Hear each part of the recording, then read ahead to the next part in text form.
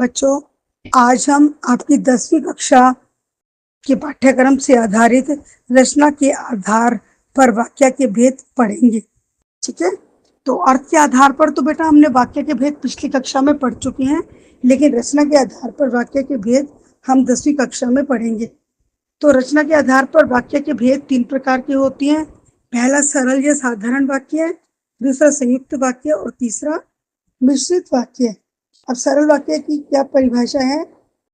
जिस वाक्य में एक ही उद्देश्य यानी कर्ता हो और एक ही विधेय हो उसे सरल या साधारण वाक्य कहते हैं। जैसे हाथी घूम रहा है और दूसरा है मोहन कविता पढ़ता है।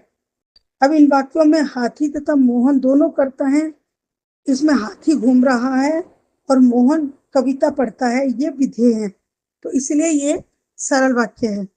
अब दूसरा वाक्य है संयुक्त वाक्य। जिस वाक्य में 2 या 2 से अधिक वाक्य स्वतंत्र रूप से समुच्चय बोधक द्वारा जुड़े हों उसे संयुक्त वाक्य कहते हैं। जैसे मोर नाच रहा है परंतु मोरनी चुपचाप बैठी है। इसमें परंतु है जो 2 स्वतंत्र वाक्यों के मध्य है, वह क्या है? संयुक्त वाक्य कहलाता है, वह एक समुच्चय बोधक है। ठीक है, अब तीसरा है हमारा मिश्रित वाक्य। जिस वाक्य में एक प्रधान वाक्य तथा अन्य वाक्य आश्रित हो या गौण हो वह मिश्रित वाक्य कहलाता है। जैसे मैंने देखा कि बंदर पेड़ पर लटक रहा है, तो इसमें मैंने देखा था।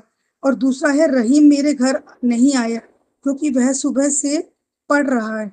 अब देखो इन दोनों वाक्यों में मैंने देखा तथा रहीम मेरे घर नहीं आया, ये दोनों तो प्रधान वाक्य हैं क्योंकि उनके आगे के वाक्य बंदर पेड़ पर लटक रहा है और वह सुबह से पढ़ रहा है अपने अर्थ के लिए उन पर आश्रित है, इसलिए ये क्या है?